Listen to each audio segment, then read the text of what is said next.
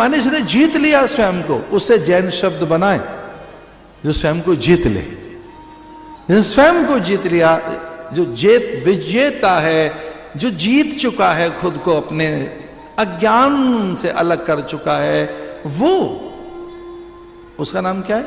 औषधिजा, औषधि से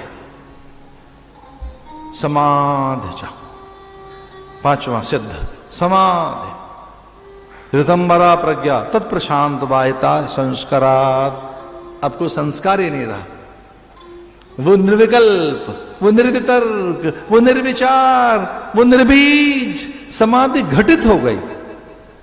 वो सब एक ही है, कोई दूजा नहीं है, एक का ही ये विस्तार है। समाधि में ये ज्ञान होता है। इसलिए कोई मुझसे पूछे कि एक पंक्ति में वेदांत बताइए, क्या है? एक ही ब्रह्म सर्वत्र विस्तृत है, नाना रूपों में एक अनेक होता हुआ दिखाई देता है। एक ही है जो भिन्न भिन्न प्रतीत होता है, तो एक ही है जिसके नाना रूप काय कलेवर हैं। कोई एक ही है जो कभी बचपन में बालक दिख रहा है, कभी तरुण किशोर दिख रहा है, कभी युवक और प्रौढ़ दिख रहा है, तो कभी बूढ़ा और कभी वो कांधे पर जिसे लेकर जा रहे हैं शव दिख रहा है। और कुछ लोग कहते हैं अरे भाई हम तो शव यात्रा में जाना चाह रहे थे, अंतिम मुख देखना चाह रहे थे। लोग कहते हैं कि भैया वो तो हमने भस्म कर दिया, तो अब कैसे मिले? बोले पोटली में बंधा पड़ा है। लो, जिसे मिलने आए थे अब हरिद्वार पहुंच गए, पोटली में बंधा हुआ है। अब कुछ लोग तो पोटली तो भी नहीं देख पाते, बहा गया, बहा दिया है जी, तो अब क्या है? बोले प्रार्थना में पहुंच जाना। हम तो बहा चुके उसको, बहा दिया। हां, अनेक रूप उसके। परमहंस संहिता है, सिद्धानाम कपिलो मुनि। एक छोटी सी बात कहनी थी और बहुत महत्वपूर्ण है। अगर कोई कथा सुन ले तो ये पांचों उसकी अवस्थाएं एकदम प्रकट हो जाएंगी। कथा में ये पांचों अवस्थाएं जगती हैं। कथा में भूमिका निकल कर आती है, अवस्था निकल कर आती है, पात्रता निकल कर आती है। पात्र होते हैं, कथा पात्रता पैदा करती है, एबिलिटी पैदा करती है आप में। और एक शब्द बड़ा वैधानिक है, एलिजिबिलिटी। एलिजिबिलिटी, योग्यता, पात्रता, आधिकारिकता। आप अधिकारी ही नहीं है, कहीं तक एक रीच होती है हर व्यक्ति के, भीतर तक नहीं जा सकता। राजकाज में तो बहुत से लोग देखें, उनके पास ही नहीं अंदर जाने का, कैसे जाएंगे? कि कथा ऐसी है, आपको इस तरह की सामर्थ्य, योग्यता, पात्रता दे देगी कि जय विजय भी प्रणाम करेंगे, कहेंगे अंदर आ जाओ, यहां नारायण बैठा है। ईश्वर से मिलने की, जानने की योग्यता जन्म से ही आपके पास है, पर उसे प्रकट तो करो। कथा पात्रता देती है, वो विद्या देती है, अभेदोपासना है कथा। आपके तत्व का प्रकाशन करती है कथा, बोधक है कथा, कारक है कथा, उद्धारक है कथा, कल्याणी है कथा। दरअसल में कथा कुछ और है नहीं, भगवान की शब्द काया है कथा। ये आखर रूप है भगवान का, अक्षर रूप।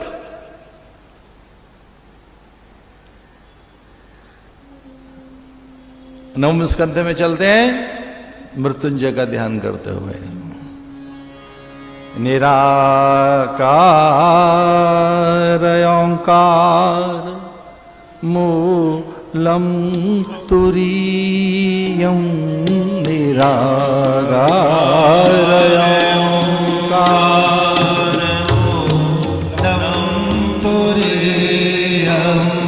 निराकार ओंकार मूलम तुरीयम। निराकार ओंकार मूलम मेरा ज्ञान गोतीत मीशं गिरीशं मेरा ज्ञान गोतीत मीशं गिरीशं निराकार ओंकार मिलकर बोलो निराकार ओंकार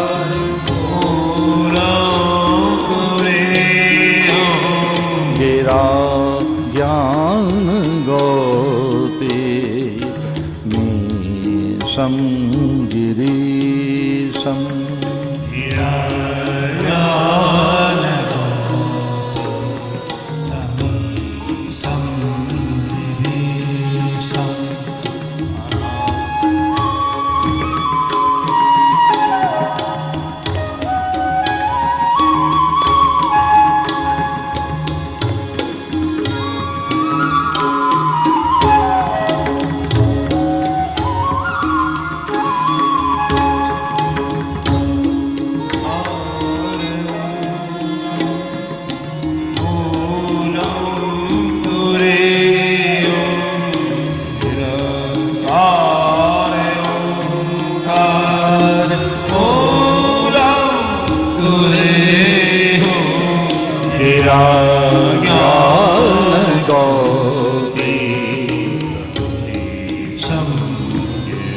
इस दिशा में ये ईशान दिशा है, पूरब और उत्तर के बीच की दिशा।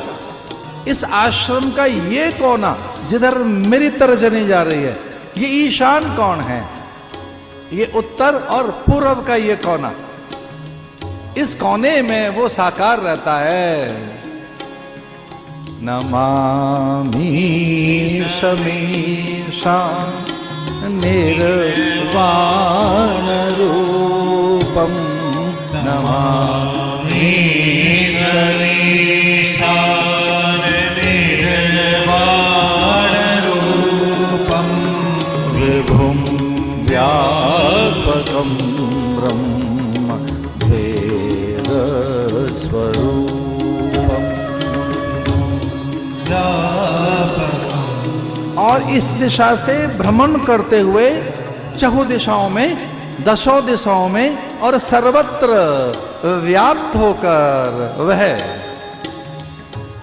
कलातीत कल्याण कल्पांतकारी कलातीत कल्याण कल्पांतकारी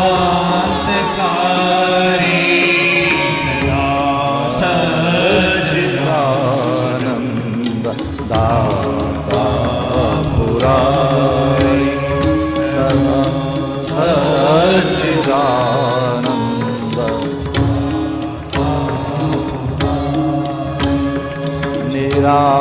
निराकार ओंकार मूलम तुरीयम निराकार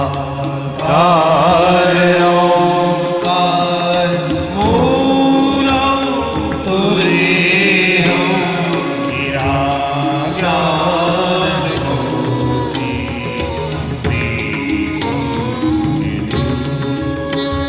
करालं महाकाल कालं कृपालं करालं महाकाल कालं कृपालं गुणागार संसार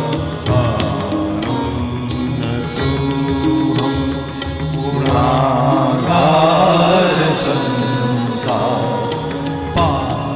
मिलकर बोलिए निराकार ओंकार मूलम तुरीयम निराकार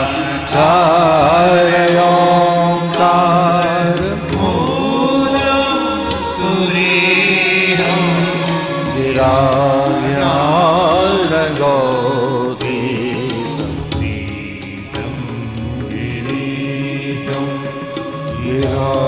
ज्ञान गौतीत मीशं गिरीशं गिरा ज्ञान गौतीत मीशं गिरीशं गिरा ज्ञान गौतीत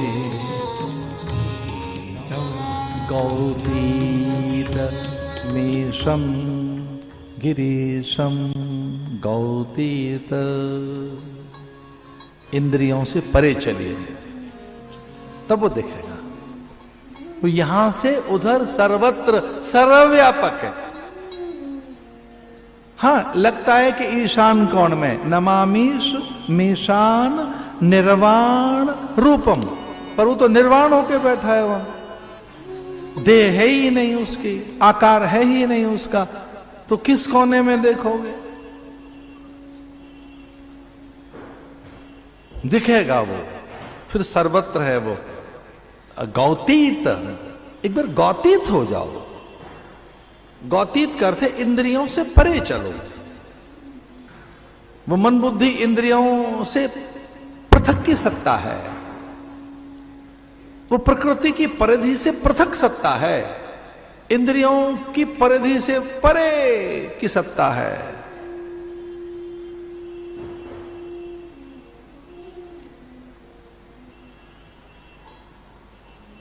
अथात श्रूयताम राजन वंश्य सौमस्य पावन।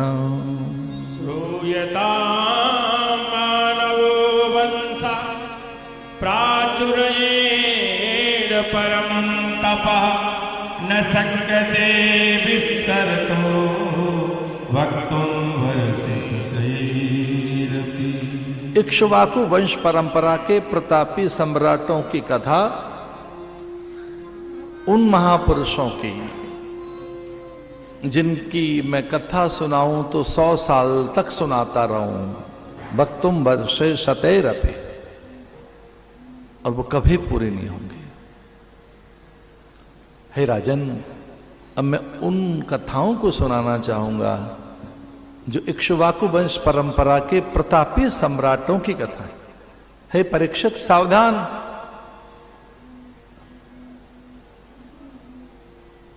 सूर्यवंश के प्रतापी सम्राट, वे कवि सुदुम्न, नभग, नाभाग, अम्बरीश, दिलीप, अंशुमान, भागीरथ, हरिश्चंद्र, दीर्घतमा, दीर्घबाहु, अज और दशरथ, और उनके राम, अभिराम, आप्तकाम, पूर्णकाम, निष्काम, कोदंड, पिनाकधारी प्रभु श्री राम। गुरु ने कहा 7 दिन में कथा सुनानी थी, मैं कह नहीं पाऊंगा। एक ही वंश की कथा में 100 साल लग जाएंगे मुझे। वक्तुम वर्षे शतैरपि, 100 वर्ष लग सकते हैं मुझे राम के पूर्वजों की गाथा का परिचय देने में। वे प्रतापी सम्राट हैं। वे नभग, नाभाग, अम्बरीश, दिलीप, अंशुमान, भागीरथ, दशरथ। जो भागीरथ प्रयास तो बहुत कर रहे थे, लेकिन जिसके प्रयास अथवा प्रयत्न और पुरुषार्थ पूर्ण हुआ वो भागीरथ।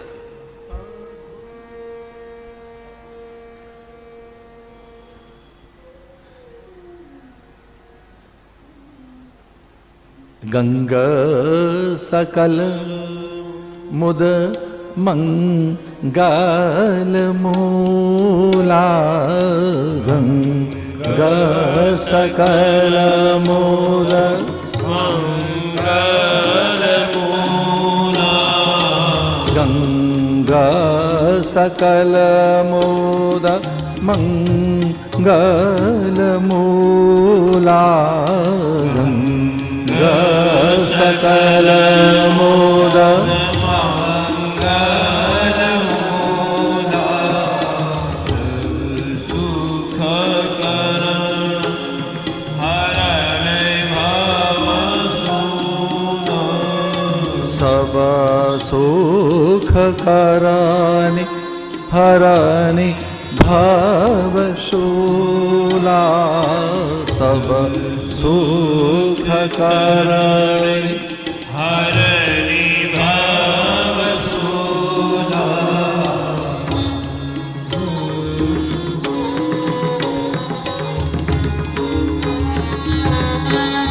गंगा तरंग। वह गंगा एक तरंग है, जटा कलापम, जो जटाधर के पास जटा शंकरी बन गई, विष्णु के चरणों से निकले। भक्ति योग सिद्ध करती है गंगा, क्योंकि वैष्णव चरणों से उनका उद्गम है। गंगा की उत्पत्ति, गंगा का उद्भव, गंगा का मूल भगवद श्री चरण है। भगवत पादोद्गम पीत्वा पुनर्जन्म न विद्यते। तो गंगा में जो गंगत्व है, गंगा में जो पावित्र है, गंगा में जो शुचिता है, अमरत्व है,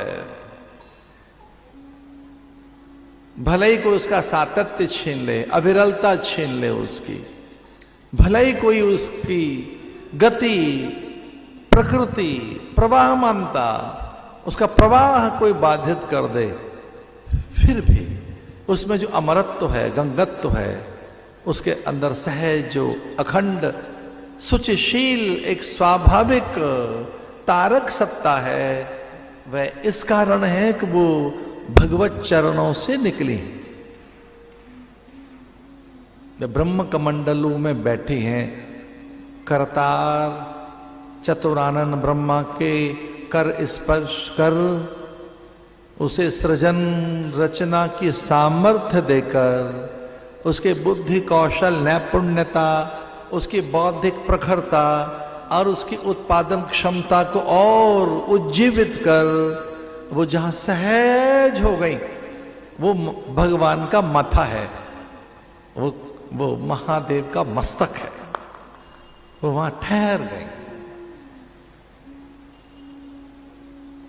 क्योंकि भाव में एक प्रवाह, विष्णु समाधि में, आनंद में, उल्लास में वहां से निकली और ब्रह्मा के हाथों को छुआ तो सक्रिय हो गई।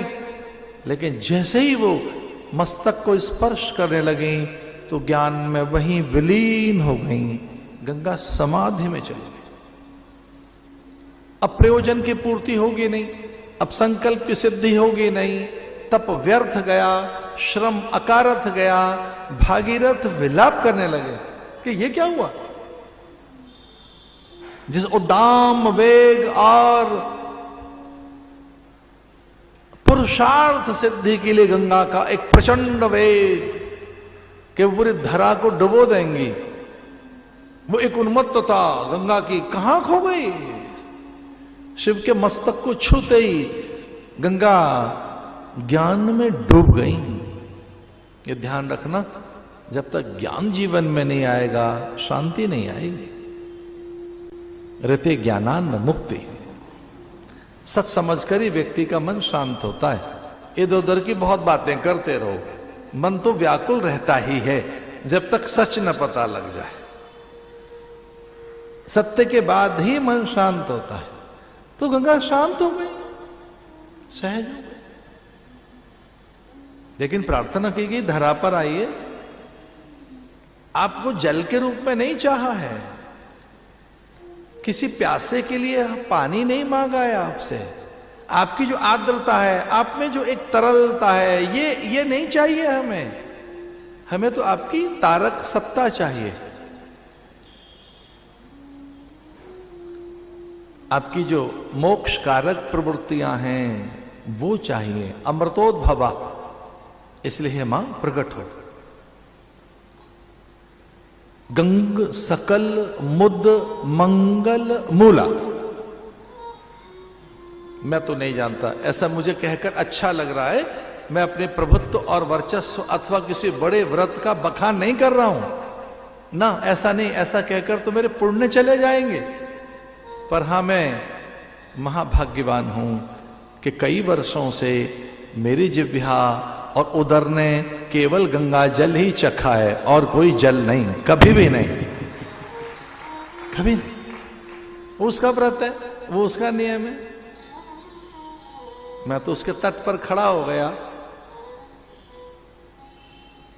गंगा से गंगा को मांग लिया मैंने, तू मेरे साथ रहे, मेरे कमंडल में, मेरे पात्र में, मेरे मुख में, हाथ में, आचमन के समय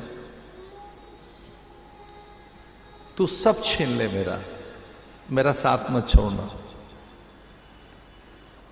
इसके प्रतिकार में कुछ चाहिए तो सब ले लेना, मेरा सब ले लेना।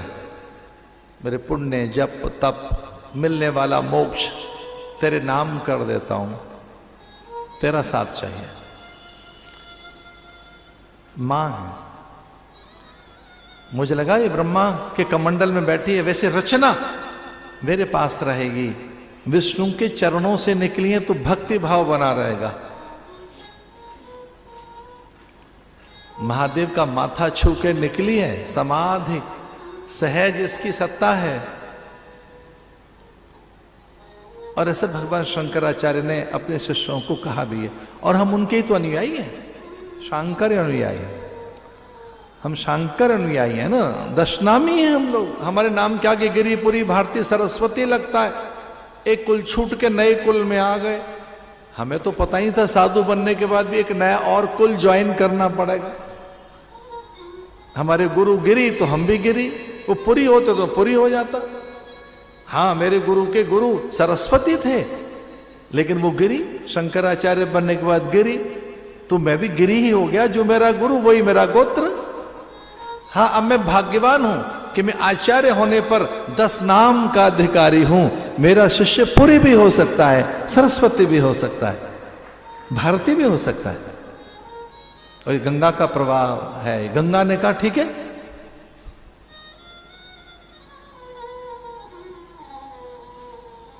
गंगा सकल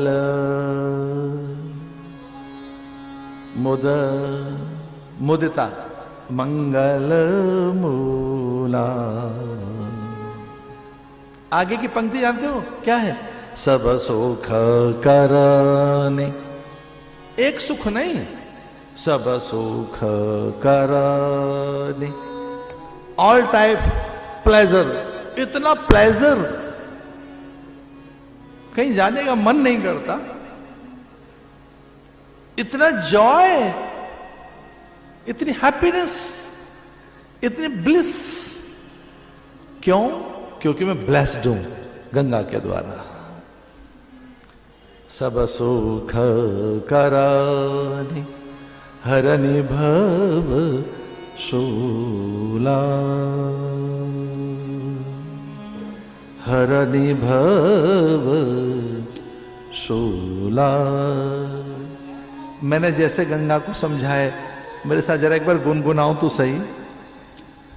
गंगा सकल मुदमंगल मूला, गंगा सकल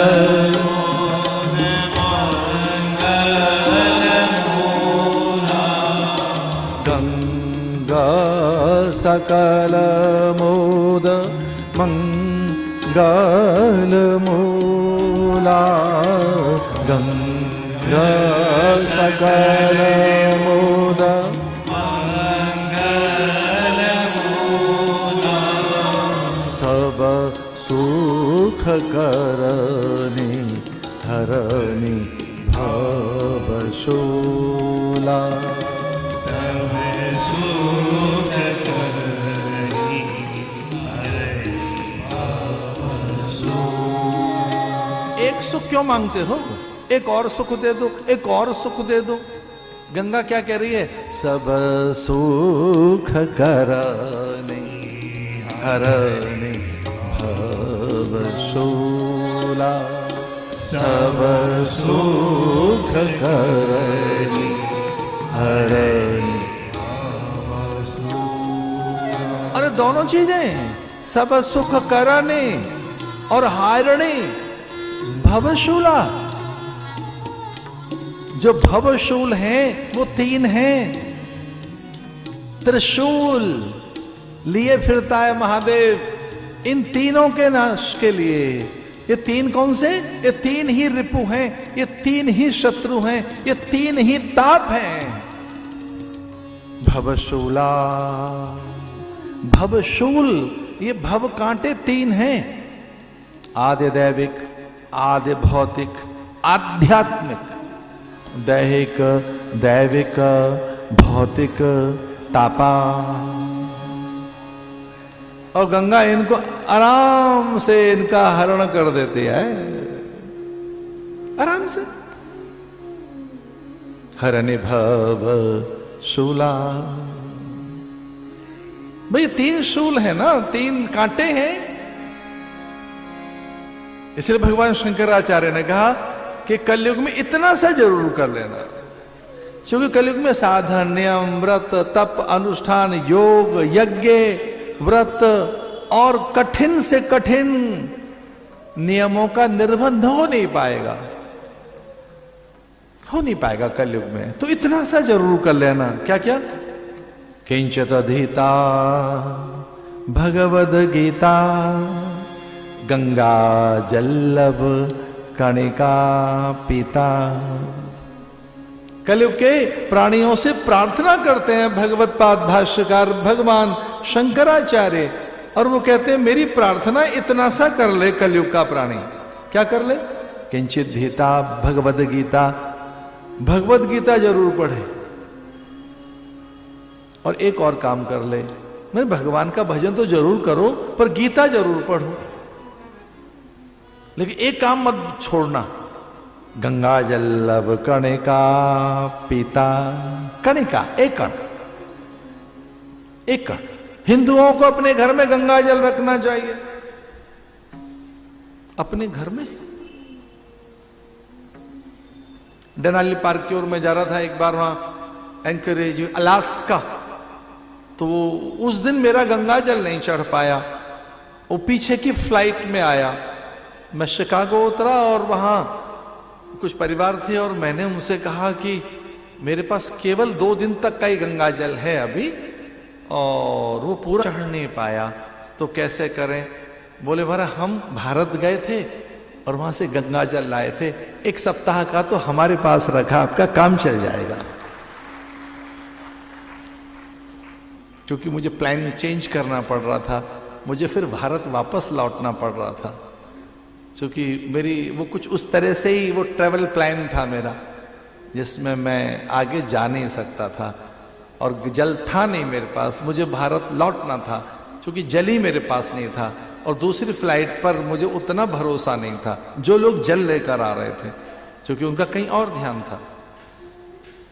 मैंने माँ से प्रार्थना की है कि मेरा भले ही सारा संसार ले लेना, तू मुझे मत छोड़ देना।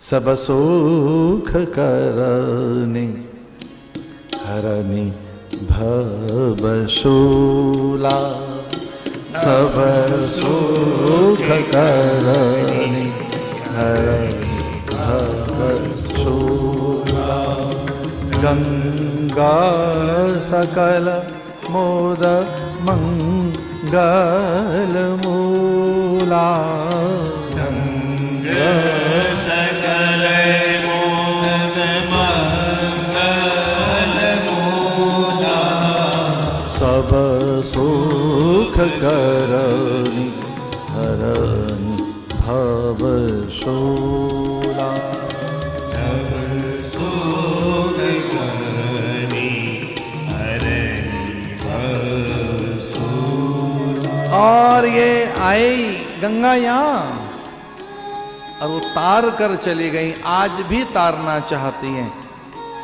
पर उनकी सहसा अपेक्षा है एक भक्तों से, भारतवंशियों से, हिंदू सनातन धर्मावलंबियों से। एक अपेक्षा तो है मां की, बड़ी सहज अपेक्षा। वो चाहती है कि उसकी अविरलता, निर्मलता, शुचिता, सातत्य, प्रवाह अखंड रहे, वो बहती रहे। उसके बहते रहने के धर्म को छीन मत लो। उसको बहते रहने का धर्म इस ढंग से मत बांध बना दो उस पर, उसे रोक मत दो। नदियों को, उनके प्रवाह को, झील जलाशय को, सलिला सरिताओं को, और हमारे तो सारे सारोकार जल से ही तो हैं। आचमन, तर्पण, स्नान, मार्जन, संकल्प, अस्थि प्रवाह, इसी से तो है। पानी के बिना कोई जीवन नहीं, नीर के बिना कोई गति नहीं। नीर से ही तो नारायण है, नीर से ही तो नीरजा है, नीर से ही तो गौ निकली है, नीर से ही तो सकल अस्तित्व है हमारा।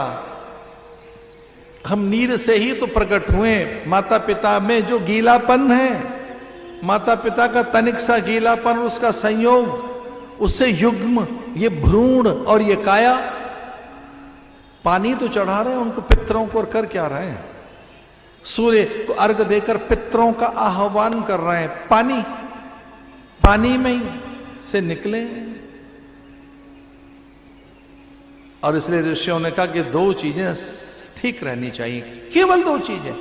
उनके ठीक रहने से हर चीज ठीक हो जाएगी। जल वायु, जल वायु, जल वायु। बोले जलवायु ठीक रखना, इसमें विकृति ना हो जाए। जल और प्राण, ये स्वाभाविक मांग है जीवन की, जल और प्राण। उन्हीं में खड़वांग, दीर्घतमा, दीर्घबाहु, दशरथ और उनके पूर्वजों में जाएं, ये हरिश्चंद्र तक। तो जैसे जैसे संकल्प शुद्ध होता जाता है, वैसे वैसे भगवदीय सामर्थ्य प्रकट होती जाती है। हमने कथा के आरंभ में कहा कि हमारे पास भगवदीय सामर्थ्य है। अहम ब्रह्मास्मि तत्त्वमसि प्रज्ञानम ब्रह्मायमात्मा ब्रह्म। हम वही हैं, पर प्रकट कब होंगे? वो कब जागृत होगी सामर्थ्य? जब संकल्प पवित्र होगा। इसलिए तन्मे मनः शिव संकल्प मस्तु। संकल्प पवित्र करो अपना। संकल्प पवित्र कब होगा? आहार शुद्धि, सत्व शुद्धि, जब आपका भोजन ठीक होगा। आहार की शुद्धि से ही सत्व की शुद्धि होगी, और जब सत्व की वृद्धि होगी तो संकल्प भी पक्का होगा। आपका संकल्प कब होगा? तो जो संकल्पवान नहीं है वो आत्मवान नहीं हो सकता, वो ज्ञानवान प्रज्ञावान नहीं हो सकता। जिसका संकल्प कच्चा है और जो दुर्बल चित्त का प्राणी है, तो दुर्बल चित्त का प्राणी कौन? जिसके पास संकल्प ही नहीं। इसलिए आहार शुद्धि, अच्छा भोजन करो, थोड़ा भगवान का भजन किया करो, गीता का पाठ किया करो, गुरु मंत्र का जप किया करो, और फिर देखिए आपका संकल्प पक्का होगा। उसी में खड़वांग कि कुछ पल की गुरु सन्निधि मिली और ज्ञान हो गया। ढूंढता हुआ गया गुरु अपने शिष्य को। इतनी कुव्वत पैदा करो, अपना इतना बड़ा चरित्र बनाओ कि गुरु ढूंढे आपको, आप गुरु को न ढूंढे। गुरु को ढूंढना बंद कर दो, आपके बस का नहीं है। वो ढूंढे आपको, वो आवाज लगाए कि वो कहाँ गया, वो देखे आपको कि आप हैं कहाँ, वो ढूंढे आपको। गुरु का अर्थ है ज्ञान, विचार, विद्या, धर्म। गुरु का अर्थ है श्रेष्ठता। गुरु का रामानंद, मुक्तानंद, अवधेशानंद नहीं। गुरु माने ज्ञान, गुरु माने गुरुता, महानता, श्रेष्ठता। गुरु का अर्थ है महानताएं। वो ढूंढे आपको, तो तब होगी जब प्रज्ञा आपके पास होगी। प्रज्ञा को प्रकट करो। खड़वांग को ढूंढते हुए गुरु पहुंचे युद्ध के मैदान में और कहा, अरे आ, मैं तुझे ज्ञान देता हूं, कुछ देर के बाद तेरा शरीर नहीं रहेगा, तेरी मृत्यु होने वाली है शरीर की, ये देह मर जाएगी, और तेरी श्रद्धा, तेरे भीतर के वैराग्य, तेरी अकामता, असंगता, तेरे भीतर की निर्मोहता और निश्चलता, तेरे भीतर में अपूर्व अनन्य अनुराग प्रजा के लिए, तू बहुत प्राकृतिक नैसर्गिक है, तू अत्यंत निर्दोष है। इसलिए मैं तुझे ज्ञान देने आया था। ढूंढने लगे गुरु, और वो युद्ध में है, युद्ध कर रहा है। एक आदमी लड़ रहा हो तो ईमानदार कैसे रह सकता है, पवित्र कैसे रह सकता है? लेकिन कितना सुंदर है। माम अनुस्मर युद्ध च, भगवान गीता में कहते हैं। सामान्य व्यक्ति के तो ऊपर से जाएगी बात, भगवान ने भजन करने की विधि बताई है। अर्जुन से कह रहे हैं जप किया कर। उसने कहा कौन से समय? बोले युद्ध करते समय। लीजिए भजन कर। भगवान कहते हैं अर्जुन से, अरे अर्जुन मेरा नाम जपा कर, स्मरण किया कर, जप किया कर, निरंतर नाम जपते रहना। तो पूछा अर्जुन ने कौन से समय, कब और कैसी अवस्था में? तो भगवान कहते हैं जब युद्ध कर रहा हो तो मेरा नाम लेना। तस्मात् सर्वेषु कालेषु माम अनुस्मर युद्ध च। जब युद्ध का अर्थ है जब संघर्ष हो, जब द्वंद्व हो, जब कठिनाइयां हो, जब दुर्बोध हो, दुरावस्था हो, हलचल हो, उसमें मुझे साथ रखना। आसान रहेगा, हल्का सा रहेगा, तेरा समाधान होगा। तस्मात् सर्वेषु कालेषु। युद्ध के मैदान में खड़वांग के पास उनके गुरु पहुंच गए और कुछ ढाई घड़ी में ही ज्ञान दे दिया उनको। ढाई घड़ी।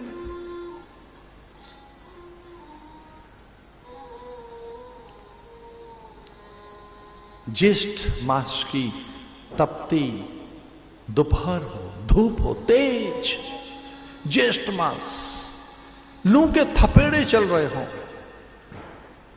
भयानक गर्मी हो, ज्येष्ठ मास की सूखी लकड़ियां हो,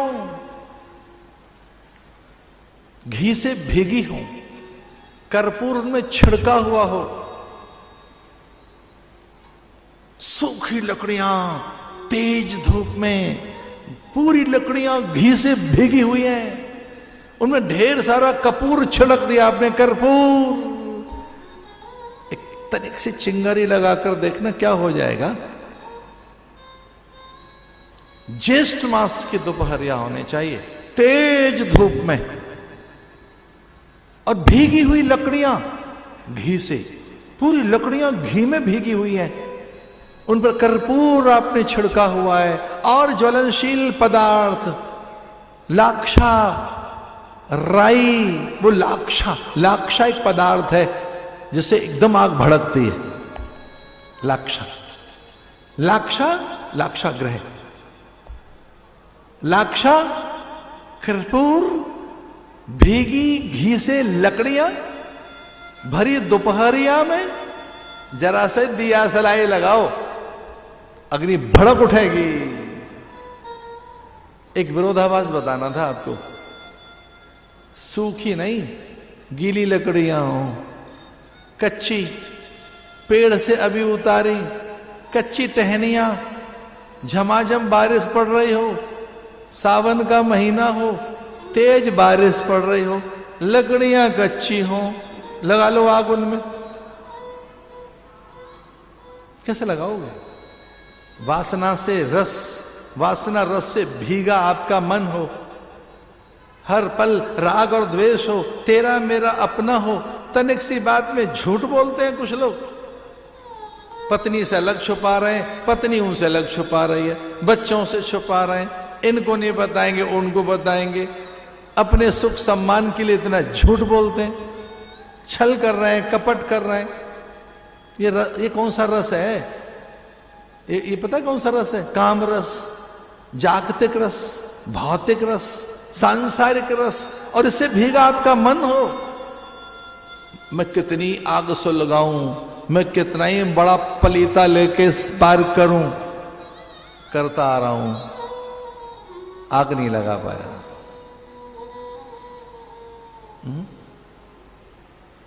एक कथा पता क्या करती है? लकड़ियों को सुखाती है। ये कथा में लाक्षा प्रकट होता है। इस कथा में ही जैसे मानो घृत से वो अंतर की लकड़ियां गीली होती हैं, जैसे मानो कथा में से कर्पूर प्रकट होगा, जैसे मानो कथा में से ज्ञानाग्नि भड़केगी और फिर लकड़ियां रखकर जल जाती हैं, राख हो जाती हैं। आपने कभी लकड़ियां जलाई हैं? हाँ, दो तरह से आपने लकड़ियां जलाई हैं, प्राय दो तरह से। आपने चूल्हे में जलाई हैं, वो जलकर राख हो गई हैं, कूड़े पर फेंकते रहे आप उस राख को। मैंने तो बचपन में उसे बर्तन मजते देखे, और मैं तो गांवड़े का बालक हूं, मैं तो गांव में पैदा हुआ।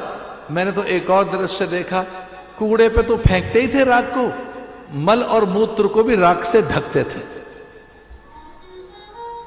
ये चूल्हे में जलती लकड़ियों का हर्ष जानते हो क्या है? चूल्हे में जली लकड़ियों का परिणाम क्या है? कूड़े में बर्तन धो दो, बची कुची राख है, फेंक दो कूड़े में। नहीं नहीं, आपने और तरह से भी लकड़ियां जलाई हैं। समेधा हवन में जलाई है आपने, और जो हवन में लकड़ियां जली हैं वो राख आपने कूड़े में कभी नहीं फेंकी, वो तो नदी में प्रवाहित की आपने। उस समय हमारे गांव की बहु बेटियां, मेरी भगनियां, ज्येष्ठाएं, मान्याएं, वो सुकन्याएं, और वो जो हमें उपदेश दे रही थी, वो भले ही अब हाथ जोड़ के कथा सुन रही हो,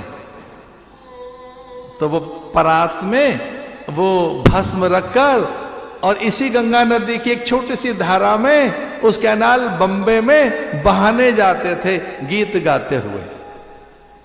हवन की राख, माथे पे भस्म, पूरे अंग अंग में। आपने लकड़ियां तो जलाई हैं भाई, चूल्हे में जलाई हैं तो उसके राख देखिए आपने। हवन में आपने भस्म बनती हुई मस्तक पर रखी है। मुझे लगता है आपने और भी जगह लकड़ियां जलाई हैं। उस राख को छूने के बाद आप स्नान करने गए हैं, उस राख को लपेटकर कपड़े में सीधे गंगा की ओर आए हैं आप। ऐसा नहीं कि आपने और तरह से लकड़ियां नहीं जलाई हैं, केवल भोजन के लिए नहीं जलाई आपने, केवल हवन के लिए नहीं जलाई, अपने प्रियजनों की लाश को भी जलाने के लिए आपको लकड़ी चाहिए थी। लकड़ी तो वहां भी जलाई है हमने, लेकिन वो कैसी हो गई? अपवित्र, असुचि। वो भस्म, चिता भस्म। शौचाचार्य कहता है स्नान करो, उस भस्म को छूने के बाद गंगा स्नान करो। चूल्हे की लकड़ी की राख छूने के बाद स्नान नहीं बताया, हवन के बाद स्नान नहीं बताया है, ध्यान रखना। कुछ लोग बावरे लोग ऐसे हैं, नहाने के बाद पसीना है, हवन के बाद पसीना अब नहा लेते हैं। कभी नहीं, यज्ञ के बाद स्नान नहीं बताया है, अभ्रत स्नान बताया है। अभ्रत, और वो अभ्रत स्नान 24 घंटे के बाद होता है, उससे पहले नहीं। इसलिए यज्ञ के बाद स्नान करके पसीने से भीगा आपका माथा हो और आप कहीं उस पसीने से भीगी देह को लेकर स्नान करने चले जाएं, वो यज्ञ का अपमान हो सकता है। इसे क्या होकर आप जले हैं? आप क्या होकर आपने जीवन जिया है? क्या होकर?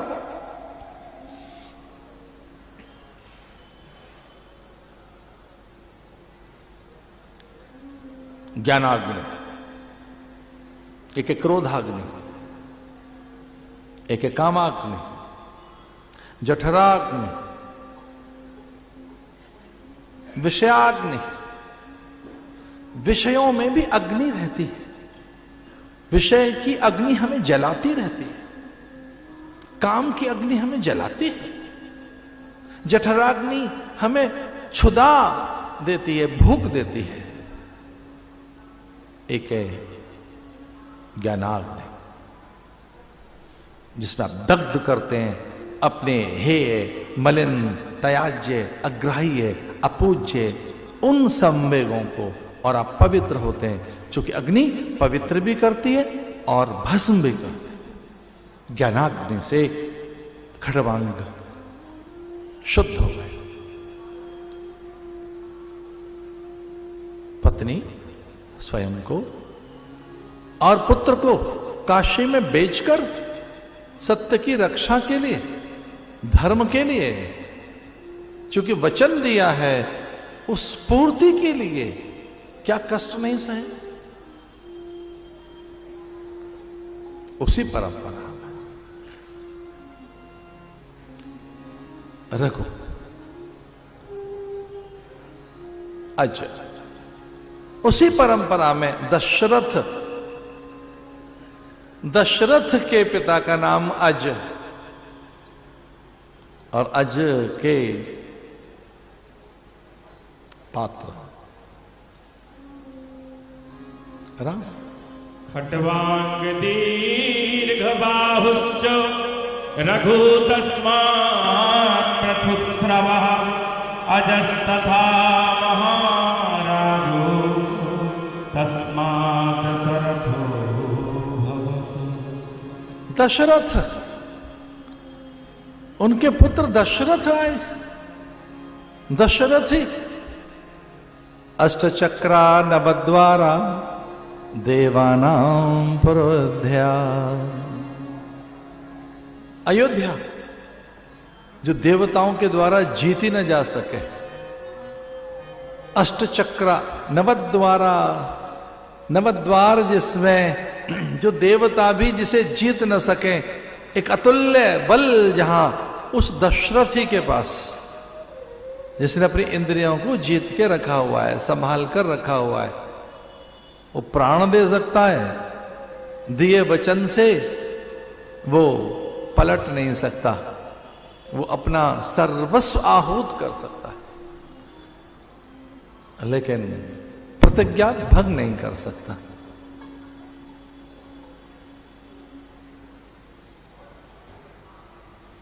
उन्हीं के यहां वशिष्ठ गुरु योजना बनाकर एक गुरु भेजे गए थे।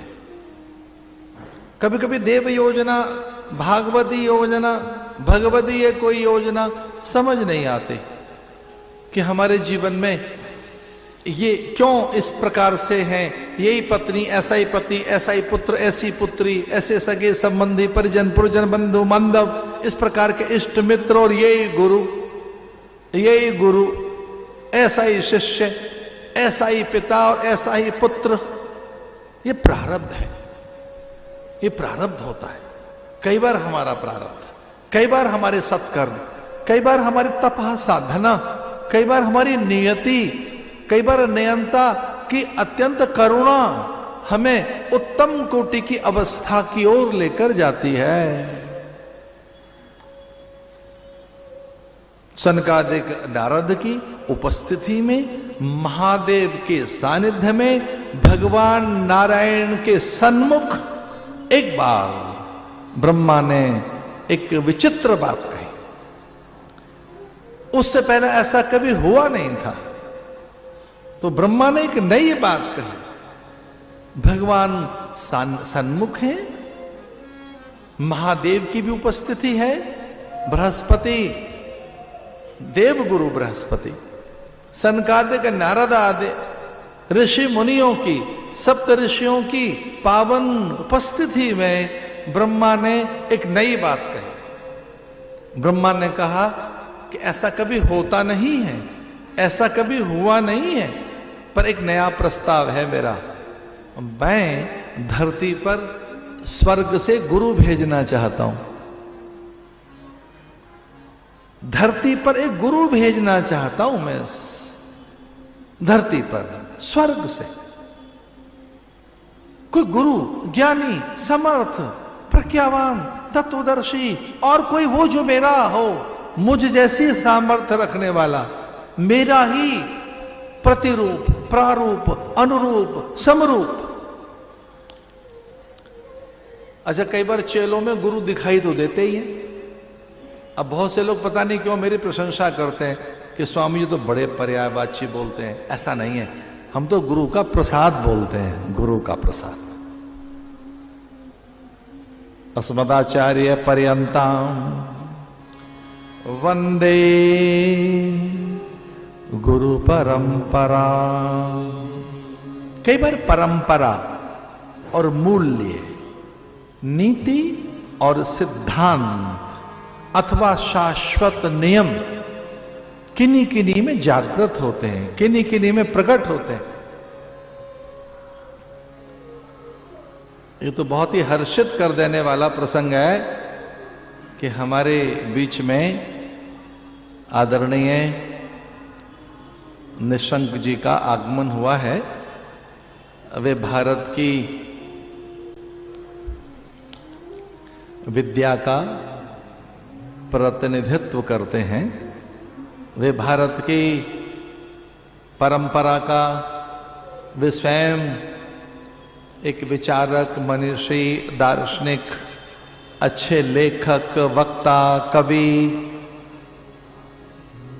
उनमें एक अद्भुत मनीषी, एक उनमें एक विलक्षण दार्शनिकता, एक उनके भीतर एक समर्थ, एक लेखक, विचारक, दार्शनिक, उनका आगमन सहसा, और ये एक आनंदित करने वाला तो है ही आगमन। जब गुरु प्रसंग हो, शिक्षा का प्रसंग चल रहा हो, ऐसे में भारत के शिक्षा मंत्री का आगमन, ये तो बड़े भाग्य की बात है।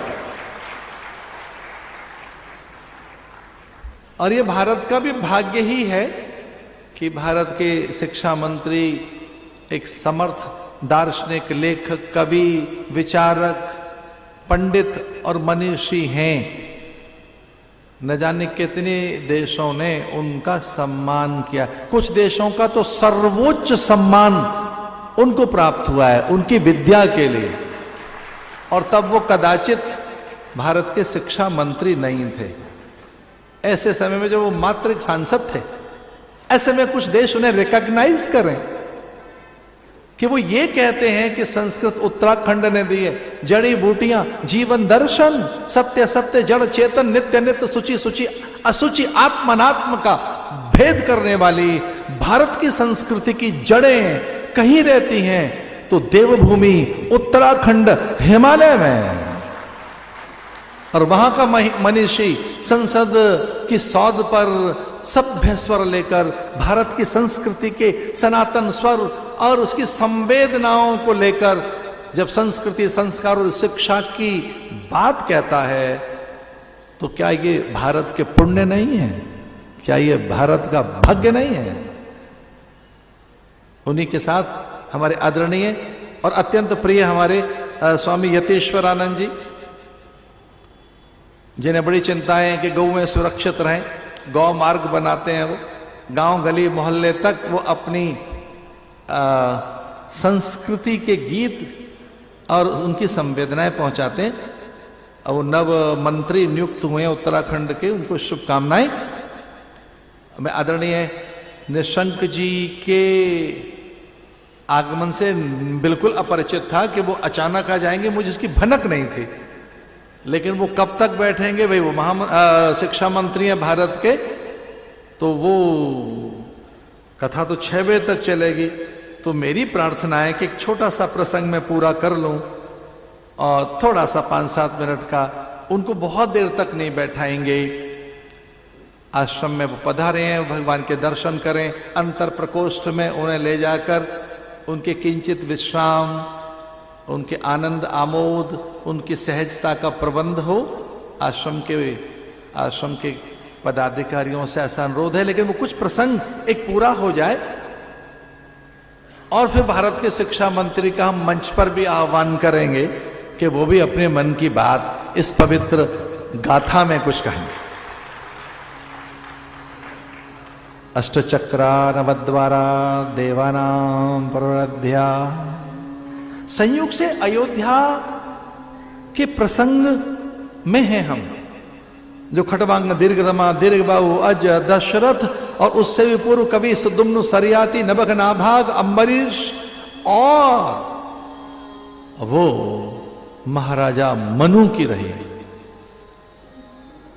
आद्य नगर है अयोध्या। अयोध्या वो नगर है जो महाराजा मनु ने बसाया। इक्ष्वाकु वंश परंपरा के प्रतापी सम्राटों ने उसे सहेज के रखा, जहां स्वयं प्रकट हुए हों सत्य रक्षा के लिए। हरिश्चंद्र, कवि सुदुम्ना शरियाती। प्रसंग यह था कि अनायास ही भगवान नारायण के सानिध्य में, शिव की उपस्थिति में सनकादिक, नारद और सप्तऋषियों के सन्मुख एक प्रस्ताव रखा चतुरानन ब्रह्मा ने कि ऐसा कभी हुआ नहीं है, पर एक गुरु कोई धरती पर जाए स्वर्ग से, समर्थ पुरुष। कौन जाना चाहेगा मृत्यु लोक में? और वो स्वतः जिसकी इच्छा हो। मैं आह्वान करता हूं, एक कोई उठे ऋषि, ब्रह्म ज्ञानी, तत्वदर्शी, वो ऊर्ध्वरेता, वो जो स्वर्ग के ऋषि हैं, उनमें से कोई एक मेरा पुत्र, मेरी परंपरा, विद्या, विभूति, और जो जानता हो कि ये सब कुछ ईश्वरीय विधान ही है, इस मेरे संकल्प की पूर्ति के लिए कोई एक ऋषि निकले मृत्यु लोक में। और तब सहसा जो उठकर खड़े हो गए, उनका नाम था वशिष्ठ। वशिष्ठ ने कहा मैं जाऊंगा धरती पर, मैं पहुंचूंगा। और तब सुरबालाओं ने, अप्सराओं ने, ललनाओं ने, यमवरुण ने, कुबेर ने, इंद्र ने पूछा कि इसका लाभ क्या मिलेगा आपको?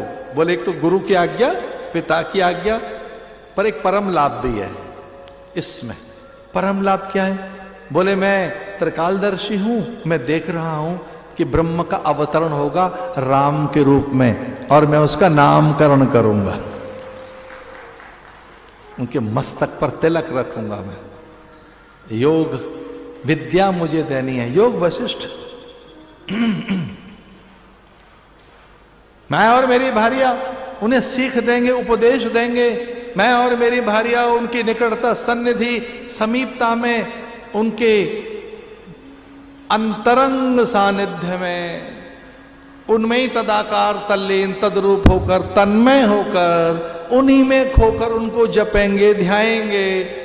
और इससे बड़ा भाग्य क्या होगा कि मुझे धरती पर जाकर भगवान का गुरु बनने का अवसर हाथ लगेगा।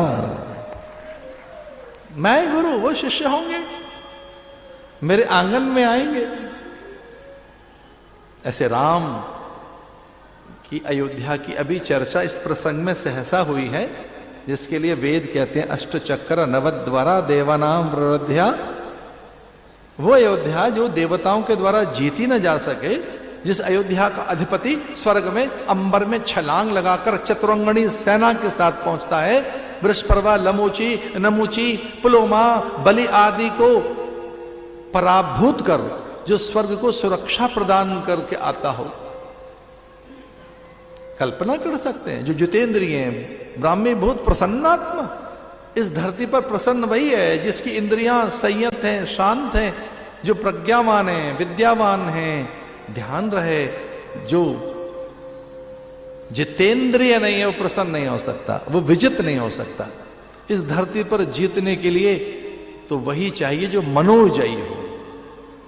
मने मनुष्याणाम कारणम बंध मोक्षयो, मनी मनुष्य के बंधन और मोक्ष का कारण है।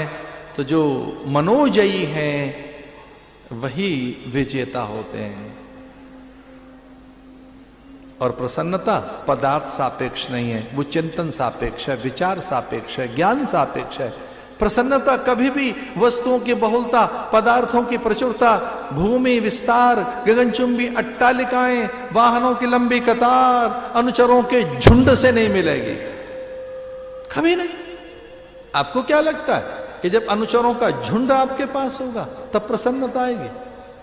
वस्तुओं की बहुलता, पदार्थों की प्रचुरता, गगनचुंबी अट्टालिकाएं, भूमि विस्तार, वाहनों की लंबी कतार, अनुयायियों की जय जयकार, ऊंचे से आसन पर बैठकर और दिन भर तिलक लगते रहें और आरती उतरती रहें, प्रसन्नता आएगी ना?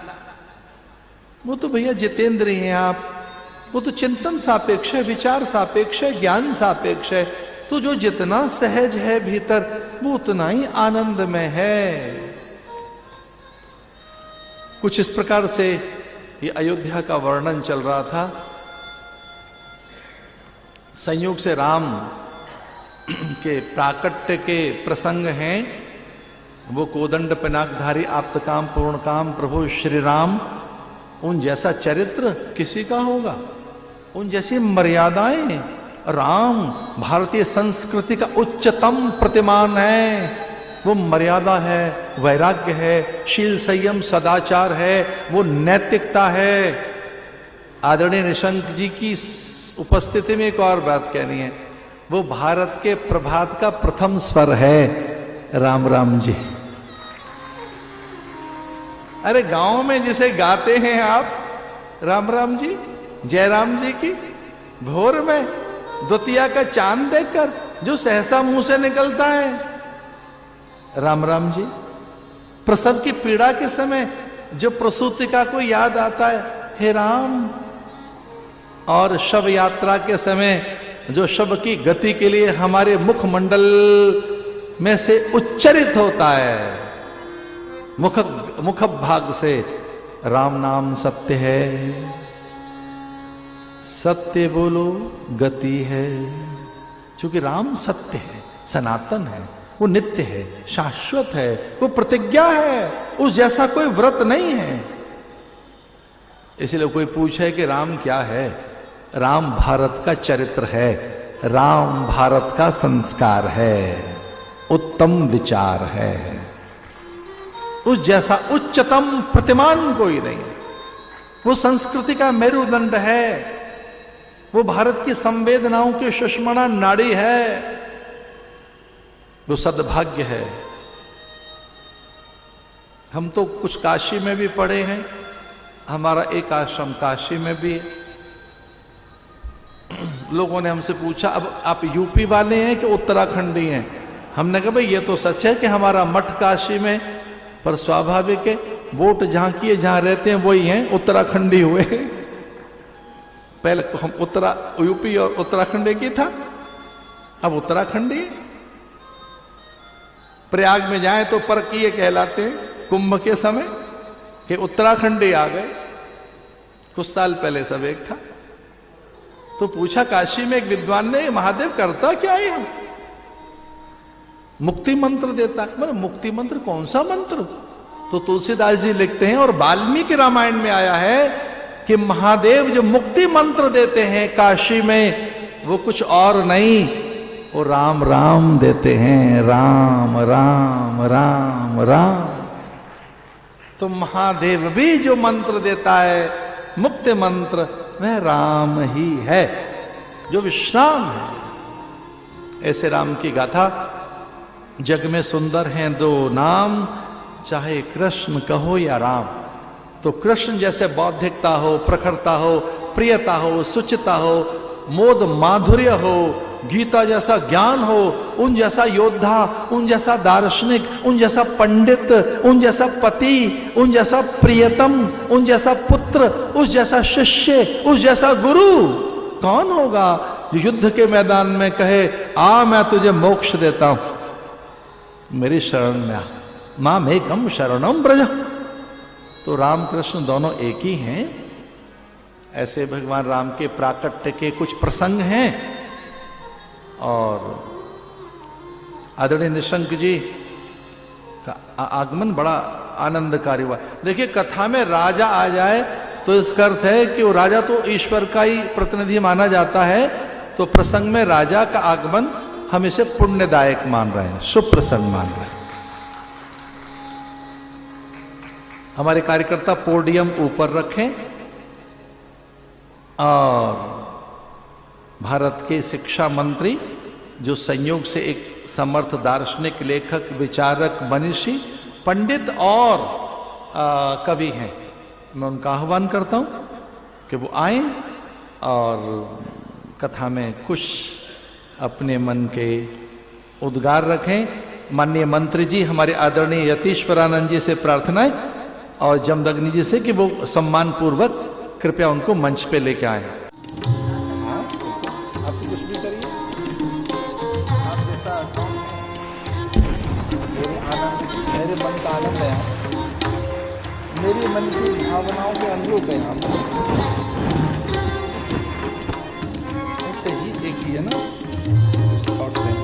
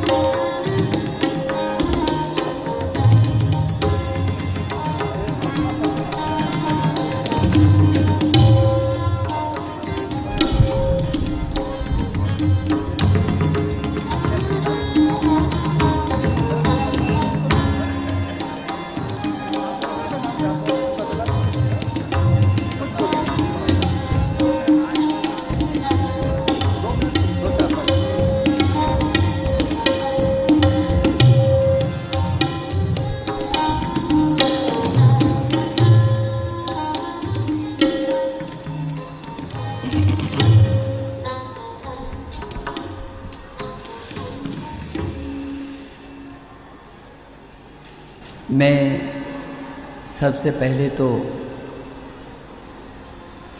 हरिद्वार के सांसद होने के नाते जो पूज्य महाराज जी का आशीर्वाद लेने के लिए देश के कोने कोने से हमारे अतिथि आए हैं, मैं आपका हृदय की गहराइयों से इस गंगा के तट पर अभिनंदन करने के लिए आया हूँ। मेरा भी सौभाग्य है कि आपके साथ इस पुण्य को प्राप्त करने का मुझे भी अवसर मिल रहा है। हम सौभाग्यशाली हैं कि ये जो देवभूमि उत्तराखंड है, यहाँ पूज्य महाराज जी ने स्वयं ही कहा है कि ये धरती जिसने वेदों को जन्म दिया, जिसने पुराणों को जन्म दिया, जिसने आयुषो वेदा आयुर्वेद को जन्म दिया, जो स्वयं संस्कृत की जन्मदाता है, जो आध्यात्म की दुनिया की राजधानी है, ऐसे इस देवभूमि और जो प्राकृतिक दृष्टि से जिसको धरती का स्वर्ग कहा जाता है, ऐसे मेरे उत्तराखंड में हम जिस भारत ने पूरे विश्व को मार्गदर्शन किया और जिस भारत के लिए हमेशा एतद्देश प्रसुप्तस्य सकाशादग्र जन्मना स्वम स्वम चरित्रम शिक्षेरन पृथ्व्याम सर्वमानवा, वो तबीर हुआ होगा जब पूज्य अवधेशानंद जी महाराज जैसे हमारे मार्गदर्शक इस धरती पर पैदा हुए हों, जो भारत की संस्कृति का परचम न केवल इस देश के कोने कोने में बल्कि जो विश्व, पूरा विश्व जो हमने अपना परिवार माना है, जिसको जिस भारत की संस्कृति ने हमको ये सिखाया है कि ये वसुधैव कुटुम्बकम, पूरी विश्व को हमने अपना कुटुंब माना है और कुटुंब माना, परिवार माना है। हमारी धारणा और भावना पूज्य महाराज जी जैसे आध्यात्म पुरुषों और भारत की संस्कृति के प्राण जो हम कहते हैं कि आपका एक एक शब्द अमृत की वर्षा करता है, हम उस अमृत को कितना संजो करके ले करके जाएं, उस अमृत की वर्षा करने वाले उत्तराखंड की धरती से पूरी विश्व को आनंदित करने वाले और भारत की संस्कृति का ध्वजवाहक के रूप में पूरी दुनिया में मेरे भारत की आत्मा बन करके उसका परचम फहराने वाले ऐसे मेरे पूज्य, जिनको मैं हृदय की गहराइयों से बहुत आदर देता हूँ, बहुत सम्मान करता हूँ, बहुत आस्था है मेरी श्रद्धा भी है, ऐसे पूज्य अवधेशानंद जी के चरणों में मैं एक बार आप सब लोगों की ओर से भी प्रणाम कर रहा हूँ और उनसे मैं इजाज़त भी चाहता हूँ। मेरा सौभाग्य होता कि मैं इस सौभाग्य को और प्राप्त करता कुछ समय होता, लेकिन आपको देखते ही ऐसा लगता है कि सब कुछ आ रहा है, मिल रहा है हमको, और उसी से हम आनंदित भी होते हैं। आपका एक शब्द भी सुनने के लिए मन आह्लादित होता है, लालायित रहता है।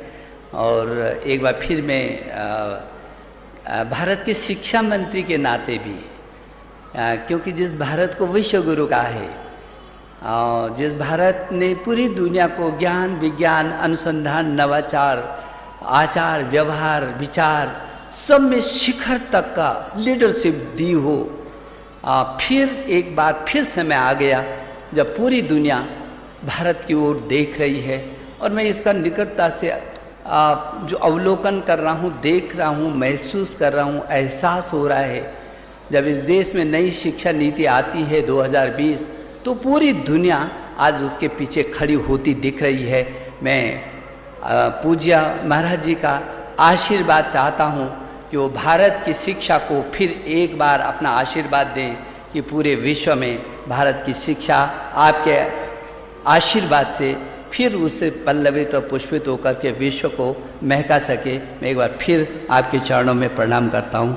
आप सबको अभिवादन, धन्यवाद।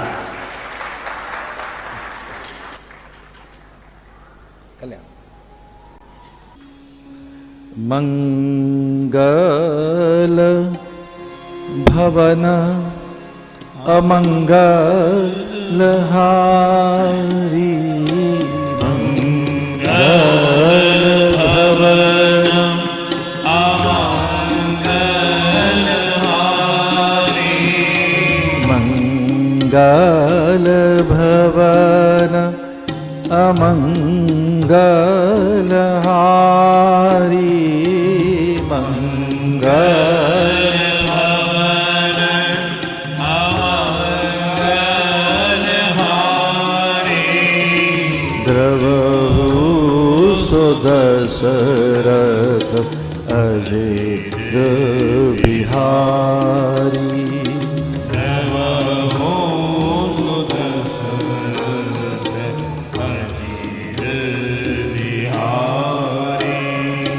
जय जय जय हनुमान गोसाई, जय जय जय हनुमान गोसाई, कृपा करो गुरुदेव की नाई, कृपा करो गुरुदेव की नाई।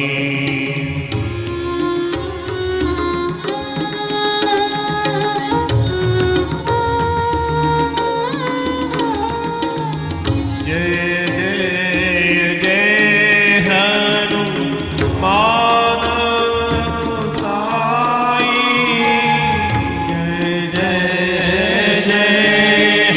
हनुमान गोसाई, कृपा करो गुरुदेव की नाई।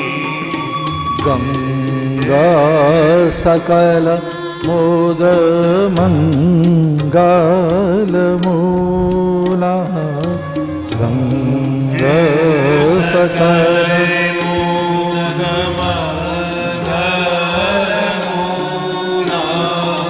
गंगा सकल मोद मंगल मूला, सकल मोद मंगल मूला, सब सुख करने हरनि भव शूला, सब सुख करनी हरनि भवशूला, सब सुख करने हरनि भव शूला, सब सुख करनी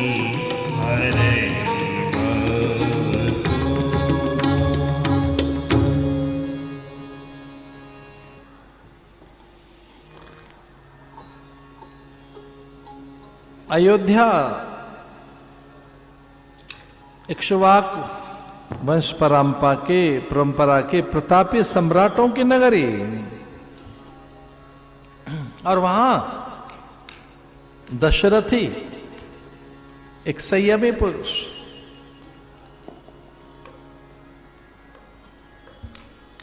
गुरुदेव की आज्ञा से व्रत संपादन हुआ। नौमी तिथि मधुमास पुनीता, शुक्ल पक्ष अभिजित हरि प्रीता, वहीं भय प्रगट कृपाला, दीन दयाला, कौशल्या हितकारी, विप्रध्यान सुर संत हित, लीन मनुज अवतार। किसके लिए?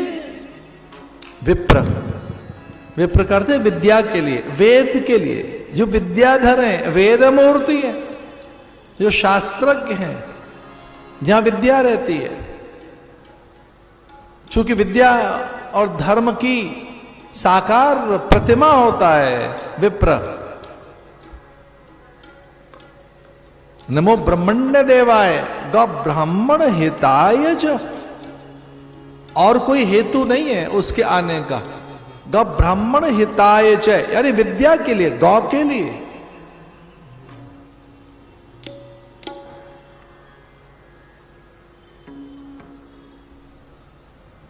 अगर गाय हम मारते रहे तो मनुजता, मानवीयता, मानवीय अस्तित्व और प्राण सत्ता खो जाएगी। To kill cow means to end human civilization. Google पे डाल लो ये शब्द, ये पुस्तक है बाकायदा, गूगल पे डालोगे तो मिल जाएगी।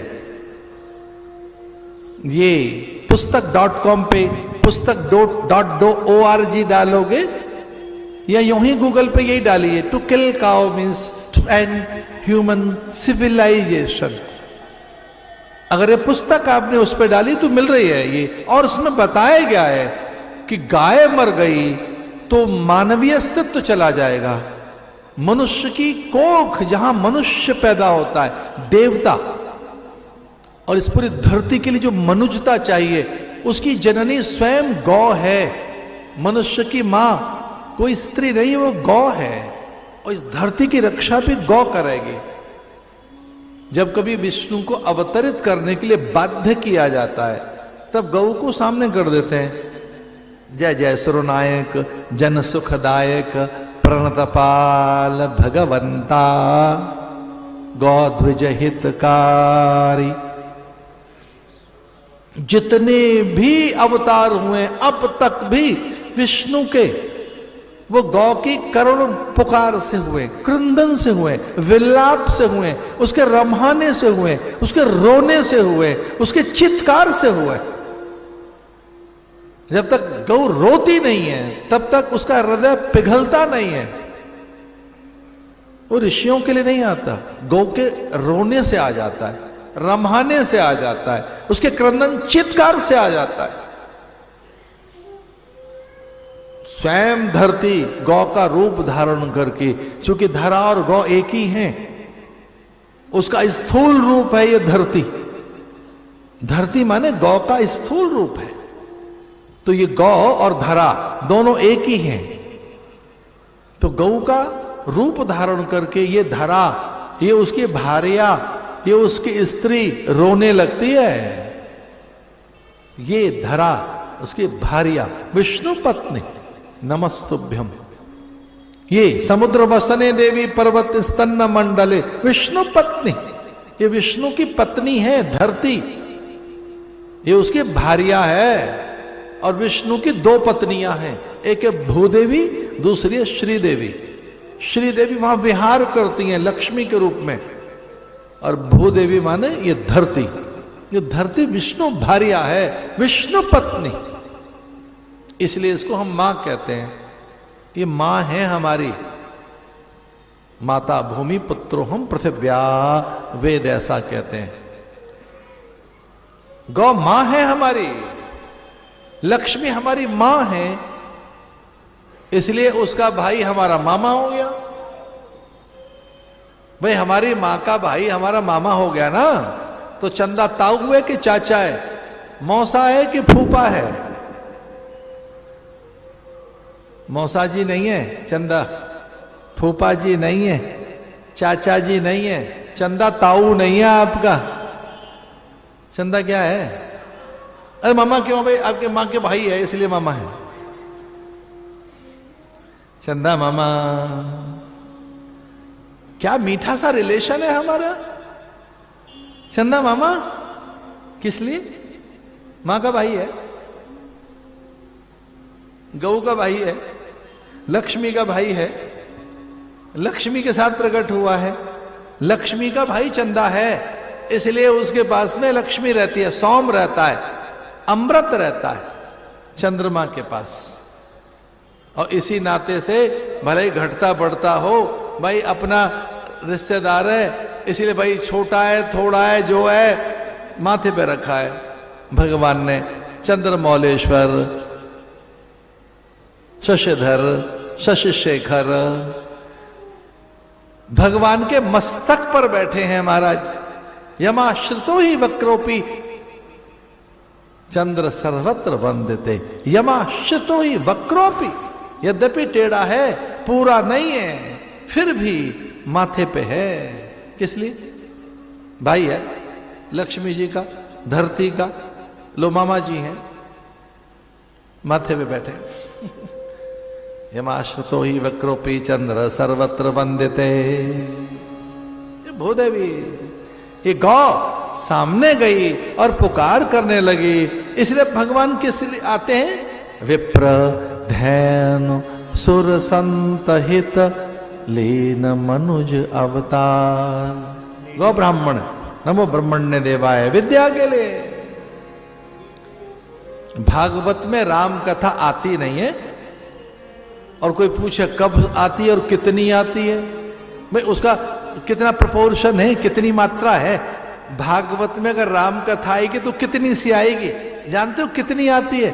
जब राम बन जाते हैं तब से आती है, वहीं से राम प्रकट होता है। राम बन गए तो बन गए।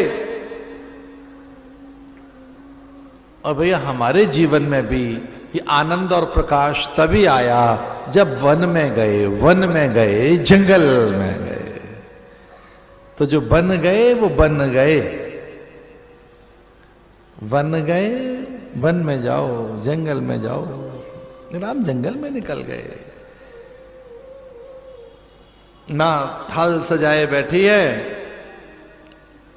और उन्हें पता ही नहीं था वनवास हो गया राम का।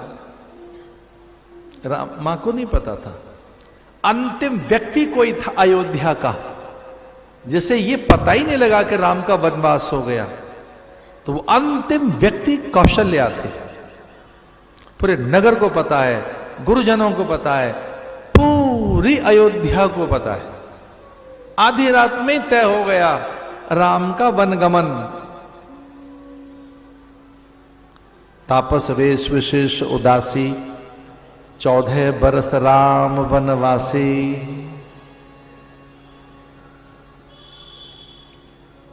और भरत के लिए राज्य। सुनहु प्राण प्रिय भावत जी का, देहु एक बर भरत ही टिका। दशरथ से वर मांगते समय कहने लगी मां कैकेयी कि कुछ जी में ऐसा आता है कि मैं भरत को राजा देखूं, लेकिन ये मेरा मनोरथ नहीं है, मेरी मूल मांग ये नहीं है। मैं जो आपसे मांगना चाहती हूं वो राज्य नहीं है, ये तो बात कुछ और है। मांगना तो मैंने कुछ और है आपसे, तो जो मैंने मांगना है वो कुछ और है। पर मेरे मन में ऐसा आ रहा है, सुनो हूं प्राण प्रिय। और घर की बहू बेटियां ऐसे कहती ए जी, ओ जी, लो जी, सुनो जी, सुनो जी, ऐसे करती रहती हैं घर की बहू बेटियां। सुनो प्राण प्रिय, हमारे सुनो ना, हम कुछ कह रहे हैं। प्राण प्रिय, भावत जी का, मेरे जी में ऐसा आता है, कुछ मेरा मन ऐसा कर रहा है कि मेरा बेटा भरत राजा बने। और चूंकि वचन तो ले ही लिया था पहले, शपथ